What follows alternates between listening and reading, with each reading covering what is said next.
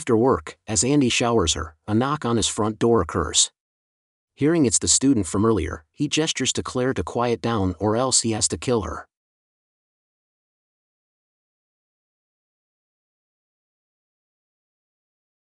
In a subway, a woman starts checking her bags and tightening up some of its straps before entering the train. As she climbs up from a subway onto the surface of the busy streets of Berlin is a young Australian woman packed and ready for adventure. She gazes at the city of Berlin, in awe of the sight she is seeing, and continues to walk to her apartment. Upon reaching it, she starts unpacking her things and looks out her window in hopes of seeing things that can catch her attention on her first night in Berlin. She then decides to go on a rooftop, where she parties and drinks with fellow tourists until the morning break. After her fellow partygoers leave, she stays on the rooftop alone to gaze at and photograph the beautiful scenery she sees. At the same time, the sunrise descends on the eastern half of the German capital.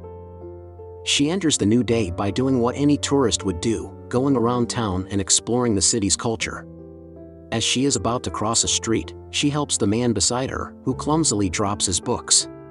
The man then sparks a conversation between them, with him asking questions about whether she's alone or not. Discovering that the man is a German English teacher for a sports school, she also reveals that she is fascinated by German Democratic-era architecture, explaining her presence in the city. As they shake hands, they introduce each other as Claire and Andy. She then asks where the strawberries are from. But unfortunately, Andy experiences difficulty in trying to find the English word for the term he is looking for. And so he takes her there, which is his father's place. Strolling through the neighborhood, Claire's mother calls her, expressing to him that her mother's obsessed with her well-being. Andy then comments that his mother used to take him where they are, saying it's where he complicates life. Still, Claire corrects him by suggesting the correct word is contemplate. Finally, while walking, she tells him that her trip was because she was working as a real estate agent photographer, but instead booked the ticket for a different purpose, to experience life. He then drives Claire back to her place, where she invites him over. But he refuses, saying that he has to meet someone, so she brushes it off and explains that she also has other things to do. At that moment, he caresses the photographer's face before they say goodbye. On her bed, she checks the photos on her camera but realizes that in a few she's taken, Andy is standing on the streets. She smiles, and the following morning, instead of going to Dresden, she seeks Andy instead. Beginning to regret her decision as she fails to find the man she just met, she finally finds him in the same library she went to, reading the same book she had read the day prior.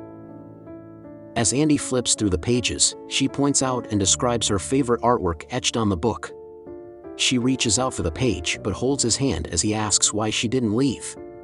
They then go to a cafe and begin to know each other more, where he observes Claire's photographs. He then tells her that she photographs the disappointment of GDR architecture while also expressing how suffocating it was even without the Berlin Wall. She then asks what suffocate is in German, which he demonstrates by strangling her, but by doing so, he finds a necklace, asking if it came from another man. She reprimands him by claiming it's from her mother. Andy once more drives her to his place, surrounded by abandoned apartments except his own, describing how Berlin itself is filled with these empty places. They intimately shared their night not long after, even though they had just met. In bed, Andy says he doesn't want this experience to end. She answers by explaining that each first is its finish, enumerating several recent experiences, including the one she's just committed with him. They both state their desires for one another, but she explicitly utters hers by wishing she could stay. When he leaves for work, she is puzzled to realize that she can't leave his place because she got locked in. Upon returning, she questions if Andy left her a key and if he locked her in. He discards this as a mere supposition, and they once more get intimate in the shower. Afterward, they leave to party together in a disco, both too in love to leave their sides until the following day. She then requests to be left a key as he prepares for work, and he does leave her a key on the dresser. However, before leaving, she noticed a photo of herself taken by Andy with her camera. It depicts a tattoo on her shoulder, with the German word for mine etched on it. She quickly runs to the bathroom and confirms the tattoo as she looks in the mirror. Using the key Andy left her, she discovers it doesn't even fit, so she attempts to open the windows, but they're locked, too. Scrambling for the charger for her phone, the SIM card was missing when she turned it on. So, without any other option, she opts to break the windows with a chair, only to end up not doing so because the windows are layered with plexiglass, or in other words, reinforced. He finally returns, and she tries to leave as he enters, only to be stopped as he realizes what she's trying to do. She begs him to open the door, but he sees his apartment all messed up and ruined by Claire's attempts to break out. And so he complains that she broke a newly bought chair while locking her in his domicile. She then begs again, this time for her phone's SIM card. He then threatens Claire that if she tries to break windows again, he'll be forced to board them up. Questioning the nature of her current situation, he reveals to her that on their first time having sex, he recounts how she wanted to stay. She then retracts her words by claiming people say things, especially when sleeping with each other. Finally, however, Andy starts calling her out for making her own choice of staying with him and not leaving for Dresden. As he prepares dinner, she attempts to beat him up while screaming. Still, Andy reminds her they're the only ones within the surrounding apartment complexes, making her wails for help irrelevant. The following day, Andy visits a lecture class whose professor is his father, Eric. They begin conversing with one another, and he then lets his father know that he's seeing someone, a tourist, specifically. Eric then asks about Natalie, the previous woman he used to be with, implying to his dad that she went back to Canada. His father then wonders about why all Andy's love interests are travelers. It is unknown to him that his son has a woman tied up and gagged back at his apartment. Arriving back at home, he tries to comfort his hostage with romantic paraphernalia, only for her to recoil in disgust. As she is unbound while showering, she finds strands of blonde hair in the bathtub drain and is appalled upon inferring that she's not his first victim. After exfoliating, Andy takes more photos of her in lewd situations, making her feel more victimized. After the photo shoot, the psychopath tries to bind his captive onto a mattress once more. Still, she insists that there's nowhere for her to go, deeming her bondage unnecessary.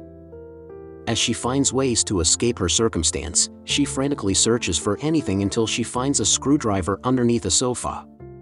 Sometime after, when Andy returns from his job after being agitated by his colleagues, he finds Claire having difficulty trying to finish a puzzle he gave her at the dinner table. When he tries to assist her, she stabs the screwdriver into his right hand, grabs his keys, and tries to panic herself out of the building. Reaching the gate, however, it was locked yet again. When she had it forcefully opened, Claire's fingers were broken through the gate and slammed into them by an Andy with a torn palm. Both hands bloodied, he cracks her bones further, delivering her into a fainted shock, and carries her back into his place. Visiting his father as they play chess, the old man demands that Andy visits his mother while asking what has happened to his son's right hand. Andy lies about it, claiming that a chisel tore through it while he was renovating. Eric tries to recommend to his son someone who can renovate in his stead, but he denies his offer and asserts that they go back into playing chess. In his school's gym, he administers his class by accomplishing exercises and eyes one of his female students doing stretches and all sorts of calisthenics. He also looks back in his direction. While all this was happening, Claire tried to lockpick her way out with a paperclip. After work, as Andy showers her, a knock on his front door occurs. Hearing it's the student from earlier, he gestures to Claire to quiet down or else he has to kill her. Addressed as Franca, her presence in his apartment is questioned by him, who is let in by a man tending coal, inferring that his student followed him to his residence. Franca sees Claire in her towel while she converses with her teacher, but he rebuffs her when she asks who the woman is by stating that Claire is his girlfriend. He also threatens to reprimand her behavior of following him on the premise that she leans attracted to her teacher. As Andy leaves her for his father during the holidays and doesn't return for an unknown amount of time, Claire grows crazed upon being isolated with the apartment's power cut off due to his unpaid bills. One morning, at his father's place, Andy discovers that Eric is dead. Upon his return, he reveals the sad news to Claire, and she somehow consoles him, to the point of both being intimate with one another again, despite his transgressions to her. As they bond enough to make it seem like their relationship is functional, he gifts Claire his dad's dog for the season, and she appreciates his gift. However, he then starts to grow jealous of Claire spending too much time with the dog and ends up killing it while explaining to her that the dog ran away. Unable to stand her anymore, he drives her outside for the first time since he locked her in. Unbeknownst to Claire, he plans to kill her in the woods with an axe. However, two boys are in the area. When she begs one of the boys to call for the police, the language barrier prevents any understanding. Luckily, Andy's attempt at murder was halted anyway due to the presence of witnesses as the boy's mother arrived. The year is about to end, and again he leaves Claire alone to participate in a New Year's party at his coworkers. During this time, she finds 2 photo albums, one containing all the photos Andy took of her since she was bound the first time, and another that includes the pictures of Natalie in the same circumstances, the previous woman Andy abducted. At the party, Andy is met with enmity by his colleagues as his erratic behavior disturbs them. On his way home, he meets a French tourist he immediately falls in love with. Meanwhile, a person carrying a flashlight is in the apartment complex. Claire finally found someone who could help her after so many days had gone by, so she screamed as loudly as she could, luring the man into Andy's apartment. However, as the man is about to let Claire out, Andy unfortunately arrives, beats the man to death with a crowbar, and places the blame for his death onto Claire. They both dispose of and set the man's body on fire in a dumpster as she watches her chance of leaving this hellscape in flames. Sometime later, he tells her to pack her things because he alleges that the apartment is getting fumigated the next day. At the same time, he tends to his class's workload. Claire then sees this as an opportunity, so she intentionally burns her left hand with the gas stove and forces Andy to grab the ointment from the bathroom. While running water in her hand, she uses this window of time to acquire a workbook that Andy was grading and slips right back once he leaves for work the following day. As he lends the workbooks to his students, Franca opens her own but soon finds a picture of Claire bound and suppressed, so she excuses herself from the class. She accidentally drops the photo, which was found by one of her male classmates, who passes it around with his peers until it eventually reaches Andy, horrified by this revelation. Realizing Franca has not come back, he jolts back to his apartment. However, his car gets stuck in traffic, forcing him to go back on foot. Upon his return, he sees Franca's bicycle and a metal box that was dropped from the upper level, which concealed some of Claire's possessions and the keys to his room. As he tries to find the 2 girls, he makes his presence known by throwing against a closet the crowbar he killed a man with. As he goes upstairs, Franca looks from a cupboard she's hiding in, to which Claire calls out to Andy from below to lure him away from Franca.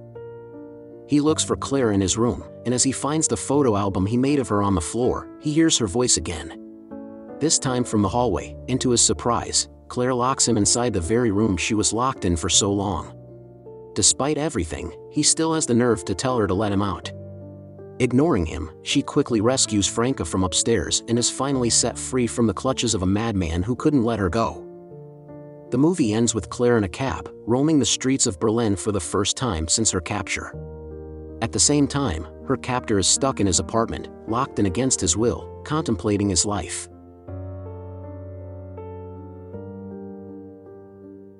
Thank you for watching. Subscribe for more videos like this to help the channel out. Have a nice day.